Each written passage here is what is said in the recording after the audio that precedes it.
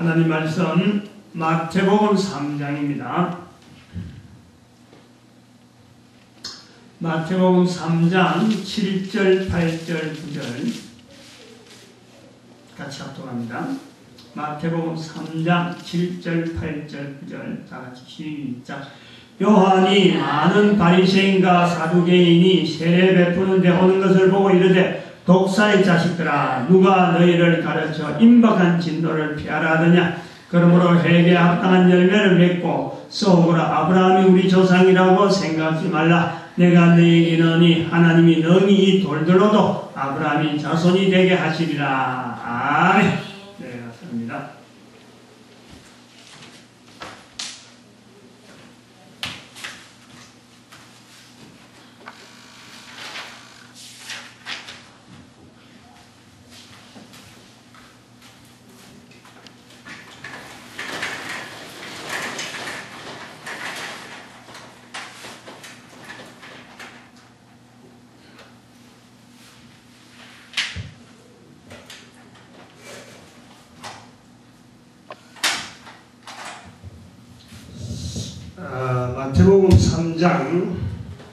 마태복음 3장에는 세례 요한의 등장으로 시작되는데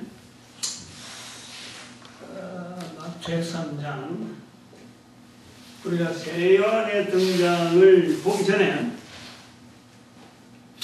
지난번에 말씀했습니다.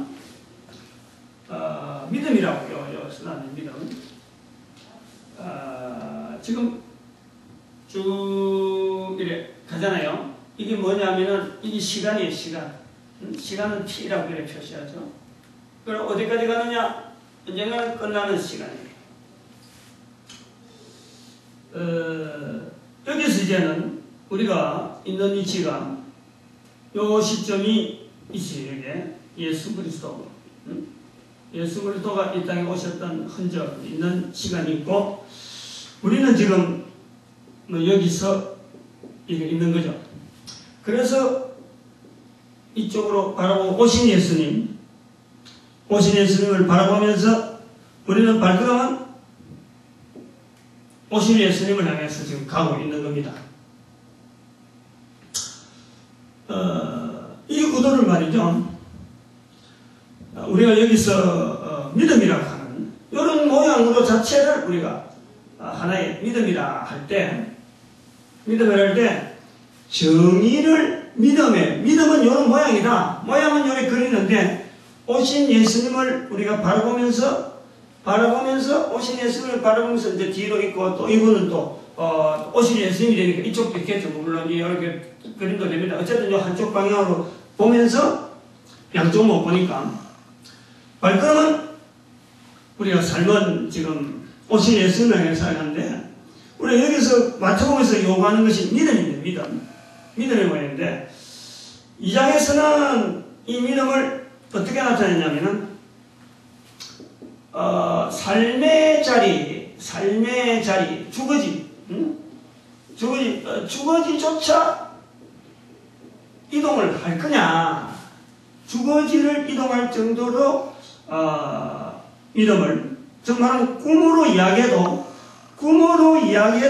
주거지를 옮길 정도로 믿음을 보일 거냐 하는 것이 2장에서의 어떤 구도라고 그렇게 보는 거예요. 이제 3장에서 나오는 이 모양이 이제 요 모양이 그대로 나오는 거예요. 요걸 이제 요 시대를 조금 더 확산을 이렇게 봅니다. 이렇게 요 시대를 이렇게 그림을 그리기 위해서 확산을 좀 해보면은, 예수님이 오시는 요 시대, 예수님 오시는 시대 요때 봐가지고, 요때까지를 누가 움직이느냐? 헤롯도 있죠. 헤롯도 있습니다. 헤롯이 모습을 보여준 게 있다. 그런데, 동방박사와 올바르게 보여준 사람들이 요셉과 마리아, 이런 사람들이 여기에서 예수님 오실 때의 그 모습을, 동방박사하고 모습을 보여줬다. 요때에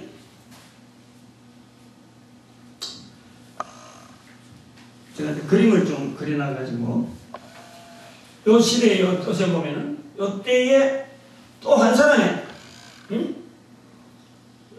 언제 끝날지 모르겠 이 사람이 이 세례요한입니다. 세례요한이 바라보는 발걸음. 세례요한 예수님이 오시는지도 안 오시는지도 모르고 또 세례요한은 오시는지 안 오시는지 모르고 지금 바라보는 오실 예수님에 대해서 바라보는 이 눈길이 있습니다. 또 뭐냐면은 이사야 40장 1절부터 나오는 전장이라 볼 수 있어요. 그런데 20장 본문에서 4장 3절에 있는 말씀, 이사야 40장 3절의 말씀을 이제 인용해갖고 지금 한데, 즉 이 사람은 지금 뭘 보냐니까 이사야 40장 3절에서의 말씀은 앞으로 오신다, 때가 됐다. 40장 1절부터 시작해서 1장 2절부터 시작해서 오신다. 언제 오시느냐? 바로 예수 그리스도 오신다 하는 이 말씀을 여기 하고 있는 거예요. 40장에. 근데 이 세례요한이 바로 바라본 것이 여기를 바라봤다라고 말하는 마태를 우리가 봐요. 마태를. 응? 세례요한이 내가 이걸 보고 어디 한다 이런 게 아니고, 우리가 이건 성경을 잘 봐야 돼요. 지난주에 봤지만 2장에서 이런 구도로, 요 구도로의 우리 인생을 살아가는 전체를 우리가 강조를 했습니다. 우리도 그렇게 살아야 된다. 그래서 이 구도로 살아가는 사람을 3장에서 나타내는, 지금 3장이잖아요. 3장에서의 구도를 나타내는 한 사람의 정확한 삶을 보여주는 거예요. 세례요한이 예수님 오실 때에 등장한 인물인데, 이 사람의 인물을 이야기할 때 이 구도를 갖고 이야기해 준단 말이에요. 이 구도를. 오실 메시아를 어디다가 맞추냐면 이사야 4장에 있는 말씀을 딱 맞춰가지고 여기를 통해서 지금 자기의 걸음을 걷는 사람. 언제 끝날지 모르는데 끝나지 않아요. 예수님 당시에 끝이 나버리니까 지금 여기로 끝이 나는 거예요. 여전한 사람. 그것이 이제 이사야 4장 3절의 말씀을 오늘 본문에 말씀하는데, 어떻게 이야기하냐면은 3절에 있는, 우리가 4장 3절에 있는 말씀, 외치는 자의 소리여 가로되 너희는 광야에서 여호와의 길을 예배하라, 사막에서 우리 하나님의 대로를 평탄케 하라. 여기 나오는 이 광야에서 여호와의 길을 예비하는 사람으로서 이 요한의 모습을 마태가 잘 우리가 해석을 해야 돼요. 이거 마태가 요한의 모습을 바라보면서 요한이 이사야 성경에 있는 말씀을 바라보면서 자기의 삶을 비추어서 이사야 40장 3절의 말씀을 살았다라고 하는데, 그 무대가 뭐냐면 광야란 말이에요. 광야. 2장에서도 말했지만은 꿈을 가지고 너희들 이스라엘에 해도 할 거냐?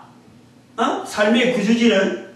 그래서 애굽으로도 갔다가 바벨론으로 갔다가 막 이렇게 꿈에서 막 나타나서 이야기하니까 그 사람들이 막 움직였단 말이에요. 그 내용을 3장에서 이야기할 때 광야에서 세례요한이 주의 길을 평탄케 하라 하는 거, 회개의 세례를 베푸니까 그걸 보고 마태가 요한의 모습을, 광야에 간 이 모습을 보면서 성경의 이사야 40장 3절의 말씀에서 광야에서 여호와의 길을 예비하는 한 사람의 모습을 발견한 거예요. 그래서 40장에 있는 말씀을 갖고 요한이 이렇게 바라보고 살았는데 그 자리가 광야다. 그런 얘기예요. 무슨 내용인지 알겠어요? 요한이 내가 이렇게 살았으니까 나는 이사야 4장 3절의 말씀을 붙잡고 나는 광야에 살았다라고 자기가 말인 게 아니고 말이에요.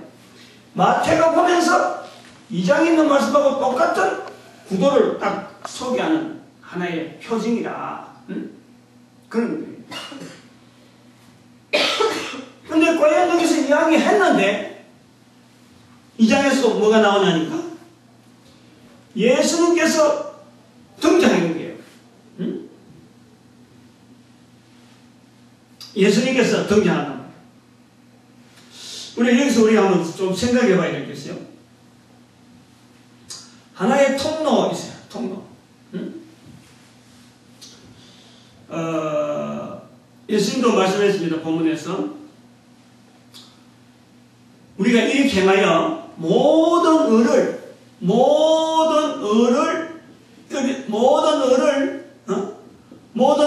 이루리라. 이루는 것이 합당하다라고 말씀하시는 그 의라고 하는 것이 있어요.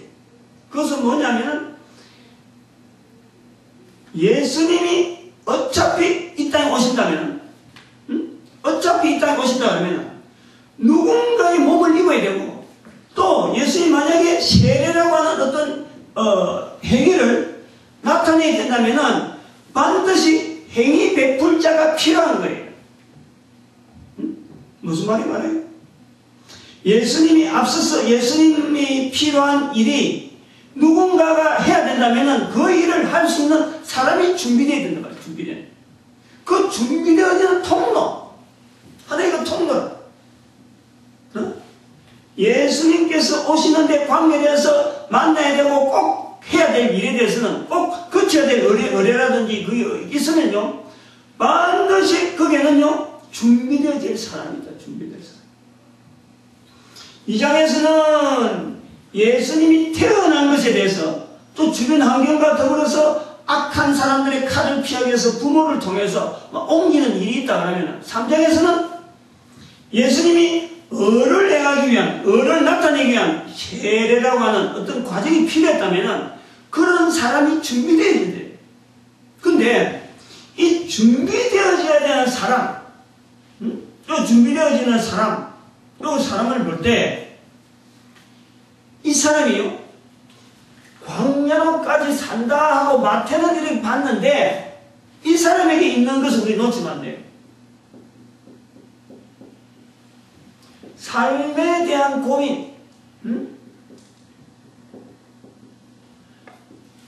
이것이 있는 거예요. 삶에 대한 고민이 있다니까.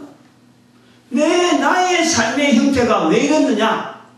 내가 왜 여기 광야에 가야 되느냐? 아니 사람이 그 고민하면 안 해봤겠어요? 우리 그거 잘 생각해야 돼요.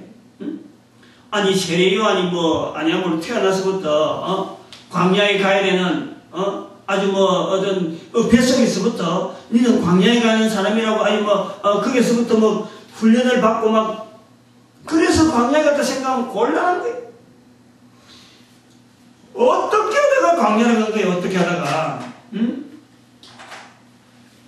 자기가 앉는 자리에서 고민이라는 게 있다. 삶에 대한 고민이 있다는 거야. 내가 왜 이런 기술을 지난번에도 말했지만 내가 왜 이런 기술을 가지고 있지? 나는 왜 여기 구미에서 살지? 나는 왜 서울에 살지? 나는 왜 저 이북에서 살지? 자기 자신이 살아있는 삶의 현장에 대한 삶의 자리에 대한 이 고민이요 누구에게든지 있다는 거예요. 누구에게든지. 우리 요걸 잊어버리고요 요걸 빼버리고 성경을 읽으면 큰일 납니다. 아주 잘못하는 게 왜냐하면 성경은 철저하게 인간들에게 하나님에 대한 믿음을 요구하기 때문에 밥 먹어야 되는 인간을 하여금 하나님께서 밥 먹지 못하게 만들어 놓고 하나님 믿는 표시를 하긴 하지 않는단 말이에요. 밥 먹으면서 소화시키면서 변소 갈 때는 가야 되고 또 밥 먹으면서 영양가 있는 거 먹어야 힘이 나고 영양가 없어 먹으면 배도 고프고 지리지리하고 먹을 거 없어 쫄쫄 보면은 피부에 상접한 그런 인간의 모습을 그대로 보여주면서 우리 인간들 하여금 하나님을 믿게 만드는 거지. 그야말로 로봇처럼 태육감하고 배터리 있으면 움직이고 배터리 없으면 쏙 빼버리고 가만 아무것도 없이 있다가 그래 그저 스위치 딱 열면은 움직이는 것처럼 기계적인 인간을 통해서 하나님은 하나님에 대한 믿음을 인간들이 나타내기를 원치 않는 거예요. 철저하게 하나님은요 인간의 삶의 자리를 충분하게 고려를 하고 있어요. 다시 말해 인정을 해준다. 다시 말해 존중해준다. 존중. 내 자신의 약한 모습, 내 자신의 비뚤린 성격들, 내 자신이 제목그러므로 위로받지 못한 환경 속에서 자라나면서 그럼에도 불구하고 하나님에 대한 믿음의 길로 나오기를 원하지, 그냥 태어나면서부터 빳빳하게 온실에서처럼 막 아무 이상 없이 하나님하고 해가지고 어느 날 하나님 부르는 그런 하나님은, 그런 자세는요 믿음도 아니겠지만 그런 건 원하지 않아요. 삶의 자리에서 철저한 고민. 이 광야로 갔다라고 하는 이것은 광야에서 갈 수밖에 없는 세례요한의 형편을 우리는 앞에 싹 생각해 난 거예요. 성경에는 그 필요하고 예수님에 대한 관계만 가지고 우리가 그 만남을 이렇게 탁탁 이렇게 놓치는 게 그 성경이지, 어떤 무슨 소설을 쓰기 위한, 또 그게 뭐 어떤 그 사람의 어떤 그 환경을 소개하기 위한 이런 걸 우리 하는 거 아니에요. 철저하게 예수 그리스도와 관계성 속에서 어떤 역사를 했냐, 그게 성경에 기록되어 있단 말이에요. 그래서 이 세례요한이 광야로 갔을 적에 고민했던 것을 우리는 염려하면서, 한번 염두에 두면서 내 자신이 가지고 있는 광야와 같은 삶에 대한, 이 광야와 같은 삶에 대한 이 삶에서요 뭘 찾아야 되냐면은 바로 우리가 이게 예수 그리스도를 만나는 통로, 요것을 우리 발견합니다. 첫 번째 우리 축복이 뭐냐니까 바로 이 예수 그리스도를 만나는 통로라고 해요. 내의 삶을 통해서 광야 같은 내 인생을 살면서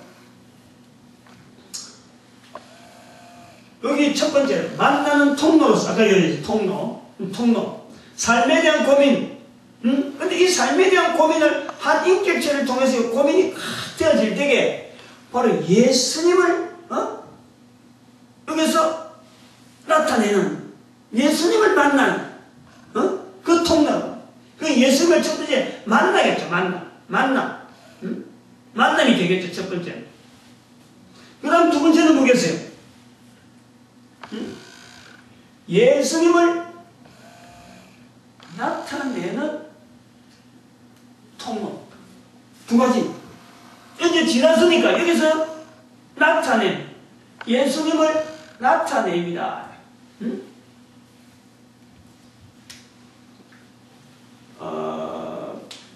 우리 인생이 뭐 다양하잖아요. 우리가 70억 인구냐, 70억 인구. 그 모든 70억 인구요. 지난주도 똑같은 이야기를 합니다만, 지금도 그렇지만은 크게 하면은 이거 두 개밖에 없어요. 두 개. 축복이라고 하는 우리 삶의 근본적인 축복이라고 할 적이요 70억 인구가 똑같이 누릴 수 있는 축복은요 이거밖에 없어요. 요거는 우리 새겨놔야 돼요. 지금 요 마태복음 3장에서 요구하는 것은 바로 이 부분이에요. 세례요한이 세례를 줬다. 그게 세례요한만 예수님을 만날 수 있느냐? 그게 아닌 거죠. 3장에서는 예수님을 만나야 될 사람은, 예수님으로서 만나야 될 분명한 사람 한 사람은 그 사람이 삶을 통해서 고민, 고통, 그 통해서 일정한 어떤 형태가 주어지면은 예수님 반드시 그를 찾아갑니다. 반드시. 누구든지. 세례요한뿐만 아니라 누구든지. 지금 여기 계신 분 누구든지 한 사람 다 예수님이 필요한 사람으로서 예수님을 나타내기로, 예수님을 만나야 되는 분명한 때가 되면요 예수님은 반드시 찾아갑니다. 반드시. 그 성경 전체가 그걸 우리한테 말씀하고 있는 거예요. 좀 말하면 나를 간절히 찾는 자가 뭐 한다고? 나를 만나게 했고 나를 사랑하는 자가 저가 나의 사랑을 입으리라. 간절히 찾는 자이거든요. 예수님은 반드시 예수님의 형태, 예수님의 이런 성경에 나타난 이런 형태가 아니라도 성경 외적인 여러 요구를 통해서 반드시 가는 거예요. 그래서 우리가 지난번에도 말씀했지만 이 성경에 대한 이 자세에 대해서요. 우리가 성경 자체를 하나의 그 책이라고 하는 이런 조그마한 어떤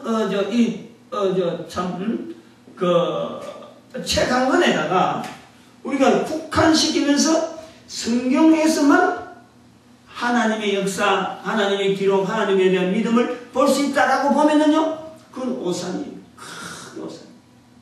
여러 가지 지난번에 말씀했지만은 이 성경은요, 우리한테 전달되기까지에는 너무 제한적인 요소가 많아요. 일단 언어라는 것이 제한적이죠. 응? 언어라는 게. 그리고 책이라 하는 이 책 안경 가게에 덮어놨고, 덮어놨을 때는 못 읽는데 읽을 수 있어요. 그럼 읽으려면 배워야 돼, 배워야 돼. 글 읽는 걸 배워야 되고, 또 그러고 문자야. 서로 간에 약속이 돼. 약속 안 된 사람은요, 아무리 이야기해봐도 모르는 거예요. 그래서 우리가 이 성경 하나에만 하나님의 뜻, 하나님의 말씀이라고만 보면은 이건 오해라는 거예요. 하나님은 아까 말씀한 누구든지 삶의 자리에서 고민하고 있는 한 인격체가 있으면은 그 인격체, 어떤 인격체냐? 오실 예수님에 대해서. 여기서는 오신 예수님이죠. 오신 예수님, 오실 예수님. 이런 고민을 하고 있는 예수 그리스도, 즉 말하면 죄에 대한, 요 3장에서 말하는, 죄의 해결을 바라는, 마음을 바라는 모든 죄에 대한 고민을 하는 모든 인격체는요, 하나님은 다 만나는 거예요. 이걸요, 확 배깁니다. 그래서 조금 저 범위를 조금 우리가 나가면은 조금 이런 거는 우리가 훈련이 많이 돼야 될 발상인데, 티벳. 안 그러면 뭐 우리가 또 알 수 있는 대로 그 복음이 거의 전파되기 힘들었다. 저 위에 안데스 산맥, 안데스 산맥. 자, 이들이 살고 있는 지역에 복음이 들어갔을까 안 들어갔을까? 좀 말하면 예수 그리스도를 말미암아 주어지는 복음이 들어갔을까 안 들어갔을까? 우리는요, 하나님의 놀라운 섭리 속에서요, 저들에게 복음이 있다고 봐야 돼요. 우리가 읽는 글씨 갖고 보는 게 아니에요. 우리가 보는 성경이 저들에게 전달되지 않았다고 우리가 없다고 하면 안 돼요. 우리가 모르는 여러 가지 방법으로 하나님께서 숱한 선지자들을 숱한 모양으로 숱한 여러 가지 환경을 가지고 저들에게요, 복음이 전파될 수밖에 없도록 하나님은 섭리를 하셨어요. 그래서 그들 쪽에서 주어지는 하나님께서 보는 어떤 통로, 어떤 통로적인 어떤 구도가 나오시면은 하나님은 반드시 그들요, 구원의 섭리를 이끕니다. 반드시. 근데 우리가 알아야 될 거는 발악하고 거부하고 반항하는 흔적도 있을 거라. 그들에게는 그 섭리가 되는 거예요. 기다리고 소망하는 자들에게는 요한이 마태복음 3장에서 요한이 예수 그리스도를 오심에 대해서 예수 그리스도를 만나고 또 예수 그리스도를 나타내는 하나의 통로가 되듯이 하나님의 구원의 섭리에 있어서 하나님은 어떻게 하든지 구원하고자 하는 심령은요, 어떤 방법으로든지 구원했어요. 그리고 예수 그리스도, 죄를 인정하게 만들고 예수 그리스도에 대한 인식을 우리가 표현하는 예수 그리스도가 아니더라도 죄에 대한 인식을 통해서 자기는 어쩔 수 없고 죄 용서받는 놀라운 은혜를 하나님께만 주어질 수 있다라는 고백을 하게 만들고 구원이 이루어지는 걸 우리는 받아들여야 돼요. 이거 받아들여야 돼요. 이 생각을 우리 잘해야 돼요. 이거는 어쩌보면요, 범실론, 잘못하면 안 되는 겁니다. 잘못이 뭐냐면은 이 범신이 있어, 범신. 범실론이라고 어디든지 하나님은 계신다 하는 거하고는 이건 차원이 달라요. 차원이 달라요. 요 세례 요한이 예수님 오시는 통로에서 만나는 요 사건을 반드시 하나님은 모든 지역에 성경 외적에 성경의 말씀이 들어가냐 안 들어가냐 요 모델을 가지고 계속해서 적용시키는 하나님의 섭리가 있다. 우리가 그걸 받아들인 거지. 신이라고 하는 아무개나 니나네나 뭐 전부 다 신이고 니도 만나고 니도 만나는 이런 신을 불러가지고 구원받는다. 이런 거하고는 전혀 달라요. 전혀 달라요. 그거하고는 우리가 그래서 구체적으로 성경의 마태복음 3장이 요구하는 이 구도에 대해서는 하나님께서 인간을 구원하시는 보편적인, 다시 말하면 여기에 예수 그리스도가 이 장에서 그렇지만 요셉과 마리아가 나타나고 동방박사 나타나는데 여기 예수 그리스도께서 하신 일이 있나요? 없습니다. 수동적. 수동적. 3장도 여기도 요한 세례요한 앞에서도 예수님이 수동적입니다. 세례요한이 하고 있는데 예수님이 나타나는 거예요. 예수님 때문에 일어난 일이 아니다 말이에요. 3장까지의 의미가 잘 마태복음에서 우리가 잘 해석해야 돼요.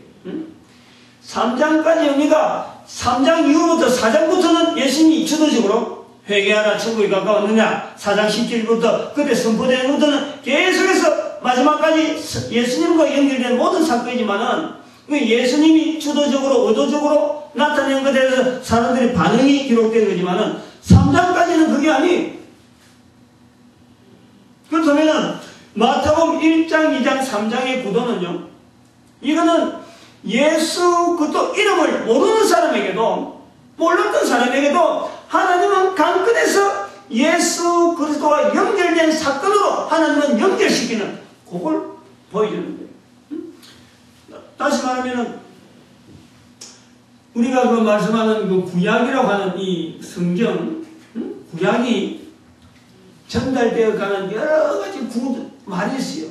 기록된 구약도 있지만은 말로, 언어로, 구전으로 계속해서 연결해서 전 세계에 다 듣고 있을 수가 있는 거예요. 이걸 우리가 개념적으로 해야 돼요. 예를 들면은, 제 경우를 자꾸 이야기해서 좀 미안합니다만, 제가 어릴 때, 교회 하나도 볼 때 요셉이만 하고 아주 차가만할 때, 그때 생각이 늘 있는 거예요. 우리 동지날 되면은 뭐합니까?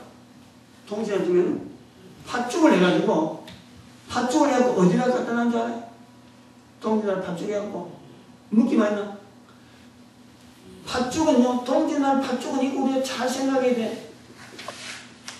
팥죽은 사실은 6월절 행사예요. 6월절 행사. 이 성경대로 보면은 이게 6월절 행사란 말이에요. 근데 우리가 교회에서 이걸 부쩍이 일으켜서 역사를 좀 추적을 안 해서 그렇지. 이거는 계속 가면은 6월절 행사입니다. 알고 보면. 동짓날, 무슨 색깔이에요? 팥죽이 붉은색이죠, 붉은색. 그러니까 이스라엘에서는 구약에 있던 시절에는 짐승의 피를 주겠지만은, 짐승의 피를 잡아서 했지만은, 이것이 쭉 흘러서 이스라엘 거쳐서 저 티베트 몽고 지방을 지나서 우리 남한에까지 흘러 들어올 때에 전어되어지는 과정에서 와전되어져서 뭐로 남아있느냐? 팥죽으로 남아있답니다. 팥죽으로. 저는 교회 와보니까 그걸 알겠더라고요. 나는 그렇게 생각을 하지.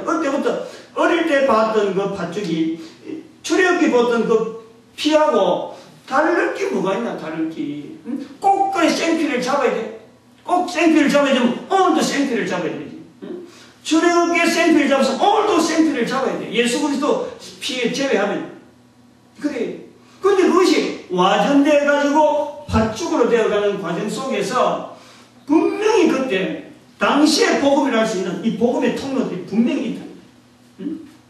그것이 이제 와전돼가지고 막 희석돼가지고 정확하게 전달 안 됐다는 그런 건 있지만 분명히 그런 어떤 연유를 통해서 구약에 있어가지고 재용서라고 하는 이 여러가지 어떤 경로 이런 형태가 있는 건데 민족마다 사람마다 이거 받아들이면서 자기 문화로 만들어버린 거예요. 뭐 만드는 과정에서 예수 그리스도 오실 예수 그리스도가 빠져버린 거예요. 그 빠진 것에 대해서는 하나님께서 여러가지 섭리와 여러가지 경로를 통해서 그것이 개입이 될 수 있도록 하나님은 분명히 섭리하셔가지고 구원을 이루어 가실 것이다. 우리가 볼 수 있는 구원이 아닙니까? 예수 그리스도를 만나는 통로로서는 분명히 주어질 것이다. 근데 이제 예수 그리스도를 만나는 통로 지나서 나타내는 통로, 나타내는 통로는 못 당하는 거지. 못 하는 거지. 그래서 이 두 가지가 살아있는 동안요, 개인이 똑같이 나타난다 하면 안 돼요. 1번은 보편적인 구원이라. 예수 그리스도를 만나는 이 통로는요, 보편적인 거예요. 근데 2번 세대는 이거는 상급이라, 상급. 응? 항상 이 구분이. 요건 상급이고, 요거는 하나님 계신 것과, 히브리서 11장 6절의 말씀, 하나님이 계시는 것과 하는 것은 바로 만나는 통로. 하나님이 계시다. 하나님 계시다. 예수 그리스도 통해서 고백이 되어지든지, 또 하나님이 계시다 하는 통해서 제 용서에 대한 길을 자기 스스로가 참 어떻게든지 하나님으로부터 주어지는 그 놀라운 승리 가운데서 이걸 깨달아 알아서 고백되어질 때에 제 용서에 대한 간절한 그 바람이 있어지면은 반드시 하나님께서 예수 그리스도의 형상을 통하든지 어떤 여러 가지를 통해서 구원의 예수 그리스도와 관계되어지는 고백을 통해서 구원의 역사가 일어나도록 주어지는 거예요. 이거는 누구든지 주어져, 누구든지. 예수 그리스도를 통해서 만나는 통로는 구원이라고 하는 것이 이루어질 때는 누구든지 가능하다. 근데 요거는 나타내는 통로로서는 이제는 있지 않습니다.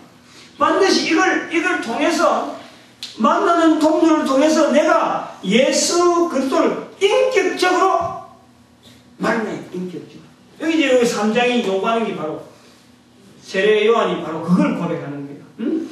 내가 당신에게 세례를 받아야 할 터인데 인격적인 인정을 하는, 인격적인 인정. 세례 요한의 모습에서 우리가 그걸 찾는. 내가 당신에게 세례를 받아야 될 텐데 어떻게 해서 나에게 나옵니까? 예수 그리스도 인격적으로 할 때 그걸 예수로 나타내는 거예요. 나타내는 거. 이거는 상급이라고 해요. 상급. 응? 나타내는 것에서는 상급이. 그래서 이 상급이요, 나중에 어느 정도 세례 요한의 이 상급이 어느 정도냐면은, 여기서 예수 그리스도 한 번 딱 나타냈잖아요. 근데 봐봐요. 지금까지 예수님의 입장에서나, 예수님 입장에서 본다든지, 안 그러면 마태복음 1장에서 쭉 봐가지고 예수님을 인격체로 알아보는 사람이 누가 있어요? 어른이 된 예수 그리스도를 바라볼 때 없어요. 오직 세례 요한밖에 없었어. 응? 세례 요한이 첫 번째 고백이다. 첫 번째 고백. 그것 때문에요, 예수님을 나타내는 것 때문에 예수님이 뭐라 그랬냐면은 여자가 낳은 사람 중에서 세례 요한이 가장 큰 자라고 그랬어요. 가장 큰 자라. 그건 지금까지 볼 때는 첫 번째 사람이다 이 말이죠. 그런데 천국에서는 뭐라 그랬어요? 모든 사람이 저보다 크다는 거예요. 그 말은 뭐냐니까, 천국에서 상 받는 사람의 유래 들어가면은 이제는 예수님 오셨으니까 그 뒤부터 되어지는 이것은 전부 다 예수님 만나는 통로를 통해서 예수님을 증거하는 자리가 있다는 거예요. 증거하는 자리.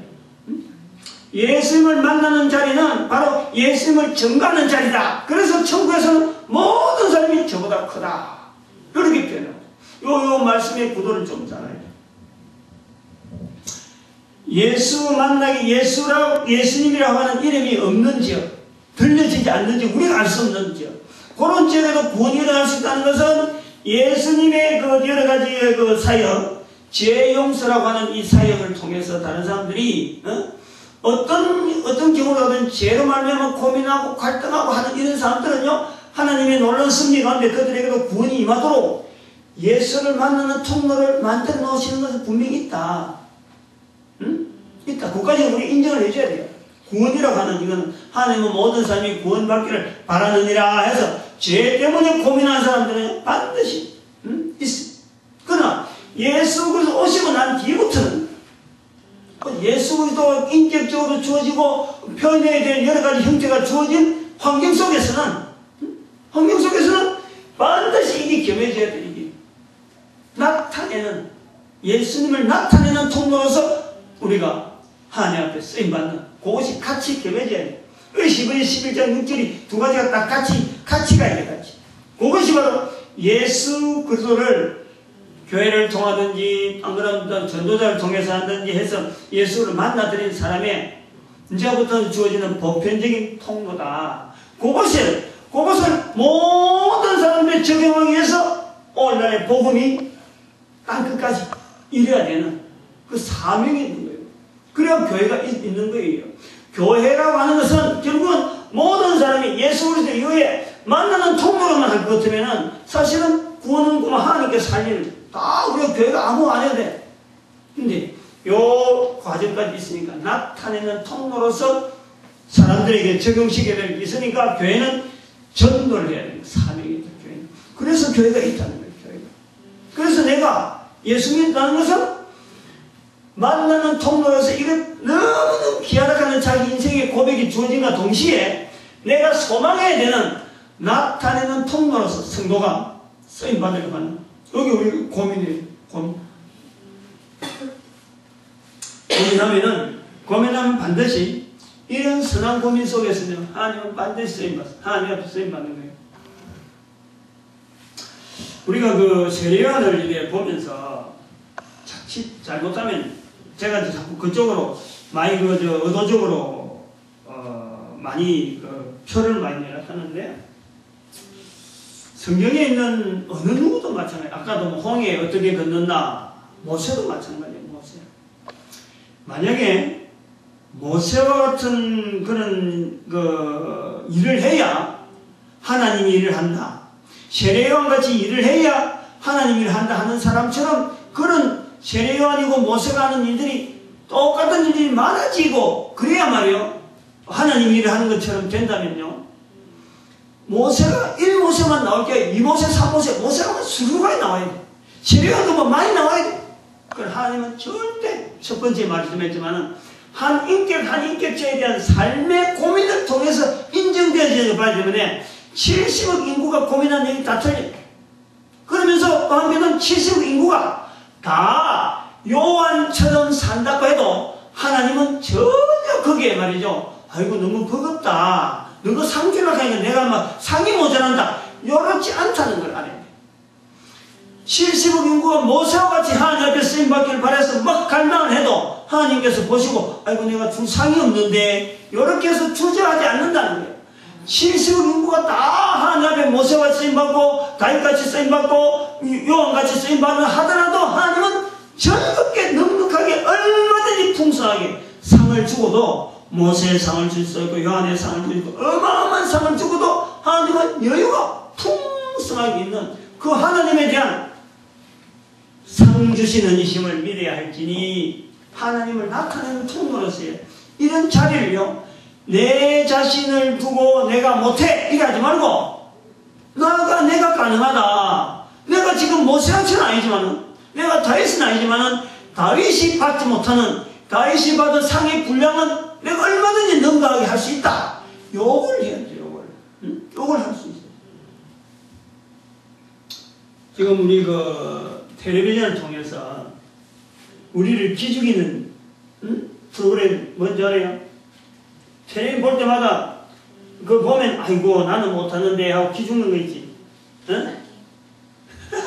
당장 나오는 스타킹 기죽이 또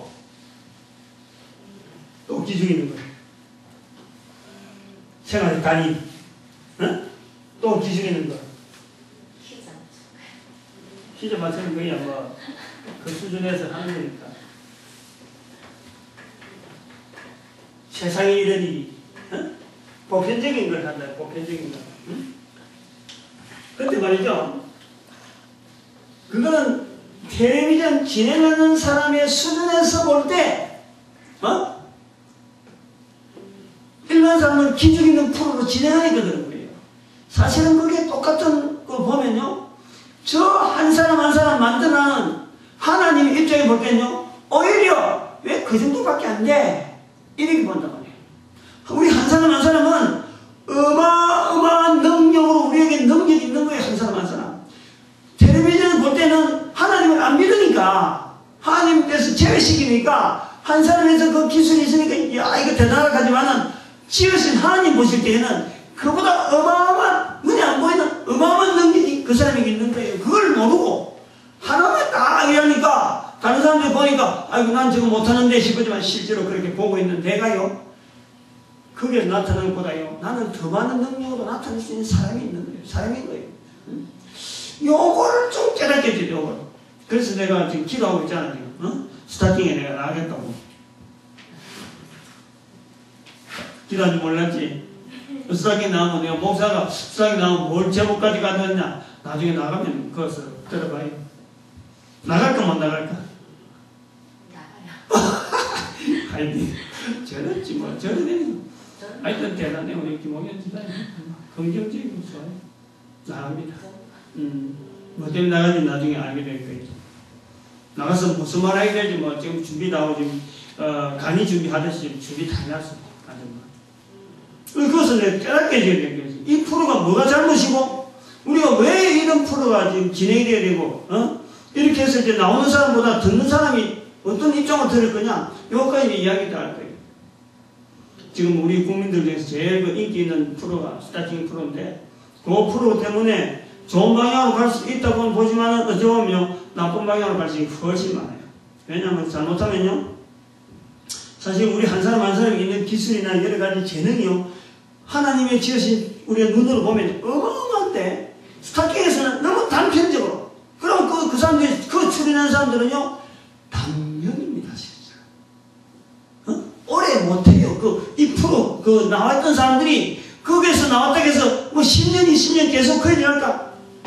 못해요. 단지 프로그램 운영상 그런 부분은 싹 덮고 나서 그렇지 그게 출연하는 사람은요 긴 안목으로 볼 때는 오래 못 가는 사람. 그게 없는 거예요. 그런 거를 내가 지적을 할 기랍니다. 나중에 나갈 때 보고 이 프로, 이 내용하고 다시 한번 접목해서 보면 알 거예요. 손 목사님, 스타킹 나왔더니 기대가 되겠네요. 예, 오늘 여기까지 합시다.